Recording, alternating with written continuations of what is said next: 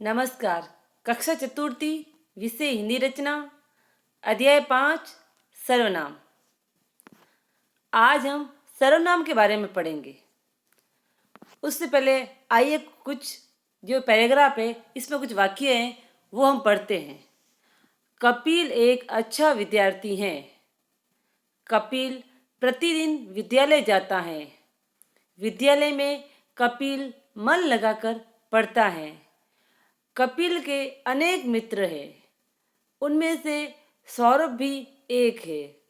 सौरभ कपिल की कक्षा में ही पढ़ता है। कपिल और सौरभ दोनों कक्षा में पास पास ही बैठते हैं। तो इस प्रकार इस पैराग्राफ को पढ़ने के बाद हम इसी पैराग्राफ को कुछ बदलाव करके हम लिखते हैं, उसको हम पढ़ते हैं।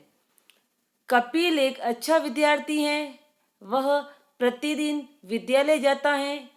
वहाँ वह मन लगाकर पढ़ता है। उसके अनेक मित्र हैं। उनमें से सौरभ भी एक है। वह उसकी कक्षा में ही पढ़ता है। वे दोनों पास पास ही बैठते हैं।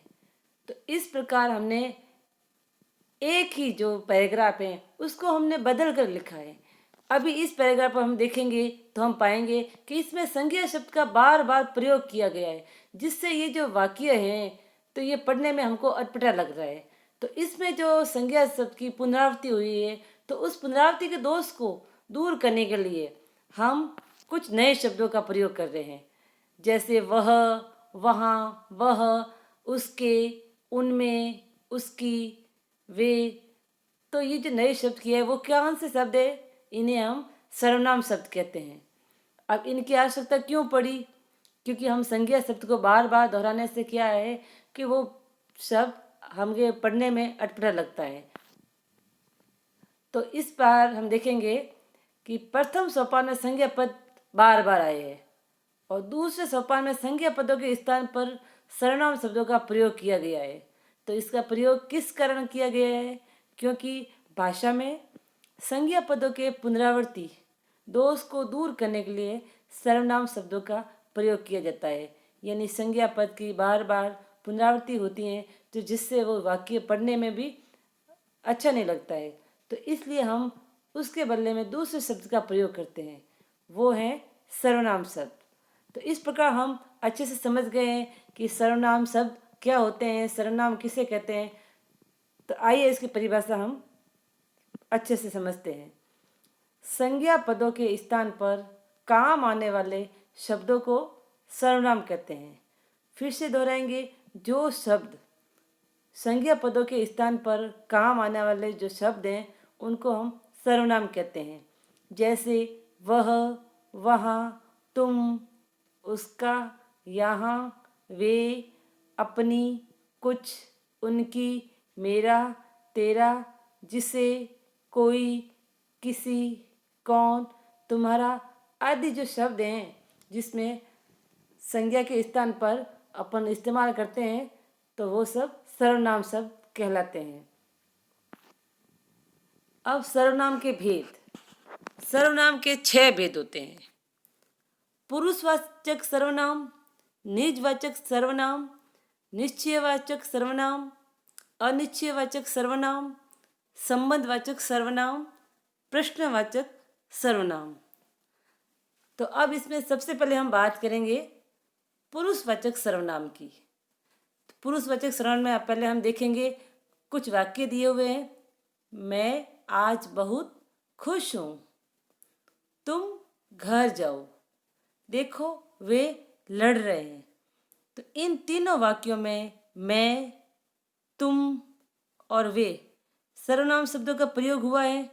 तो इसमें वो जो बोलने वाले हैं, जो सुनने वाले तथा अन्य के लिए प्रयुक्त हुए हैं। अतः स्पष्ट है कि सर्वनाम शब्द पुरुष या मानव के लिए प्रयुक्त हुआ है, तो इसलिए ये पुरुषवाचक सर्वनाम है। तो पुरुषवाचक सर्वनाम का प्रयोग वक्ता, श्रोता या अन्य किसी तीसरे व्यक्ति के लिए किया जाता है। तो इस प्रकार हम पुरुषवाचक के सर्वनाम के 3 भेद होते हैं। जैसा कि हम देख रहे हैं 3 भेद होते हैं: उत्तम पुरुषवाचक सर्वनाम, मध्यम पुरुषवाचक सर्वनाम और अन्य पुरुषवाचक सर्वनाम। तो इस वाक्यों में हमने इन तीनों पुरुषवाचक सर्वनाम का प्रयोग किया है। आइए इसको और अच्छे से समझते हैं हम पुरुषवाचक सर्वनाम को। पुरुषवाचक सर्वनाम के तीन भेद होते हैं। उत्तम पुरुष। उत्तम पुरुष वो होता है वक्ता, यानी बोलने वाला, जो बोलता है, जो हमको बतलाता है, जो वक्ता है, वो उत्तम पुरुष कहलाता है। जैसे मैं तुम्हें कहानी सुना रहा हूँ, हम बाजार जा रहे हैं, तो वो हमारा, मेरा। उसके बाद है मध्यम पुरुषवाचक सर्वनाम। इसमें श्रोता, जो सुनने वाला व्यक्ति होता है, उसमें इस शब्द का प्रयोग किया जाता है। जैसे तुम यहाँ से खड़े हो जाओ, तुमने अभी अपना गृह कार्य किया नहीं, आदि। तो ये सब श्रोता कहलाता है और मध्यम पुरुष में आते हैं। उसके बाद है अन्य पुरुष। अन्य पुरुष में वक्ता और श्रोता के बीच जो उपस्थित नहीं होता है, उसके लिए वो सर्वनाम प्रयुक्त किया जाता है। जैसे वह बाहर गया है, वे बच्चे झगड़ा कर रहे हैं, उसे, उन्होंने, आदि। तो इस प्रकार हमने पुरुषवाचक सर्वनाम के विषय में पढ़ा है, जो सबसे पहला अपना सर्वनाम का भेद है। उसके बाद आगे हम देखेंगे दूसरा भेद है निश्चयवाचक सर्वनाम।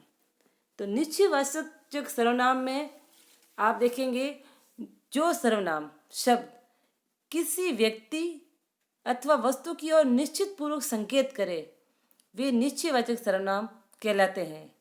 जैसे वह मेरी पतंग है, यह मेरा घर है। इसमें आप देखेंगे निश्चित रूप से बताया जा रहा है कि वह मेरी पतंग है, तो इसमें वह निश्चयवाचक सर्वनाम है। यह मेरा घर है, ये निश्चित संकेत को दर्शाता है कि ये घर मेरा है, इसलिए इसमें यह निश्चयवाचक सर्वनाम आया है। उसके बाद देखेंगे हम अनिश्चयवाचक सर्वनाम।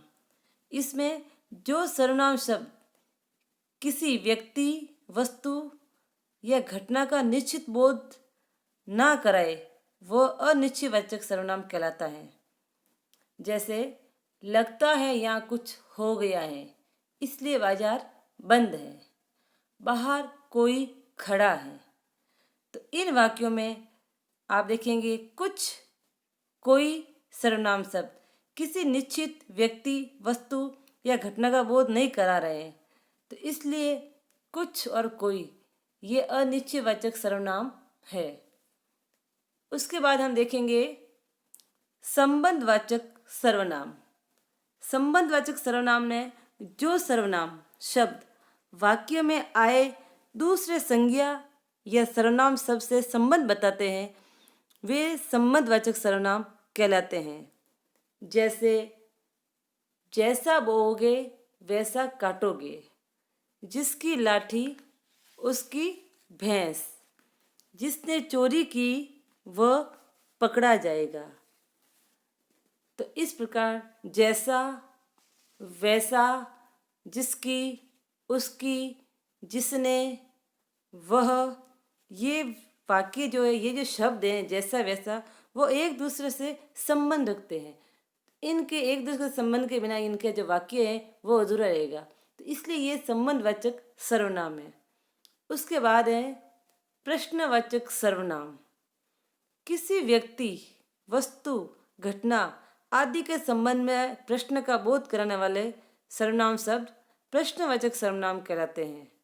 जैसे यह प्लेट किसने तोड़ी, कल घर पर कौन मेहमान आए। तो इन वाक्यों को हम पढ़ेंगे तो हम पाएंगे इसमें प्रश्नवाचक सर्वनाम आए हैं। किसने, कौन, तो ये प्रश्नवाचक सर्वनाम है। उसके बाद हम देखेंगे निजवाचक सर्वनाम। निज यानी अपना। वाक्य में जिन सर्वनाम शब्दों का प्रयोग कर्ता के साथ अपनेपन का बोध कराने के लिए किया जाता है, वे निजवाचक सर्वनाम कहलाते हैं। जैसे मैं अपने आप विद्यालय जाता हूँ, माताजी सारा काम स्वयं करती है। इसमें अपने आप और स्वयं निजवाचक सर्वनाम का बोध कराते हैं। उसके बाद हम बोध प्रश्न देखेंगे। सर्वनाम के कितने भेद होते हैं? सर्वनाम के 6 भेद होते हैं। पुरुषवाचक सर्वनाम के कितने भेद होते हैं? पुरुषवाचक सर्वनाम के 3 भेद होते हैं। अभ्यास प्रश्न। सर्वनाम किसे कहते हैं? जैसा कि हम आगे पढ़ चुके हैं, संज्ञा के स्थान पर प्रयुक्त होने वाले शब्दों को सर्वनाम कहते हैं। संज्ञा पदों के स्थान पर प्रयुक्त होने वाले शब्दों को सर्वनाम कहते हैं। उसके बाद है सर्वनाम के भेदों के नाम। सर्वनाम भेदों के नाम है पुरुषवाचक सर्वनाम, निश्चयवाचक सर्वनाम, अनिश्चयवाचक सर्वनाम, संबंधवाचक सर्वनाम, प्रश्नवाचक सर्वनाम, निजवाचक सर्वनाम। उसके बाद है पुरुषवाचक सर्वनाम के भेदों के नाम लिखिए। पुरुषवाचक भेदों के नाम 3 है: उत्तम पुरुष, मध्यम पुरुष, अन्य पुरुष। प्रश्नवाचक सर्वनाम को व्यक्त करने वाले 4 वाक्य लिखिए। आप कहाँ रहते हैं? आपके पिताजी क्या करते हैं? आपका गांव कौन सा है? आप कौन से विद्यालय जाते हो? अन्य इसके अलावा जो भी आप अपने वाक्य हैं वो लिख सकते हैं। धन्यवाद।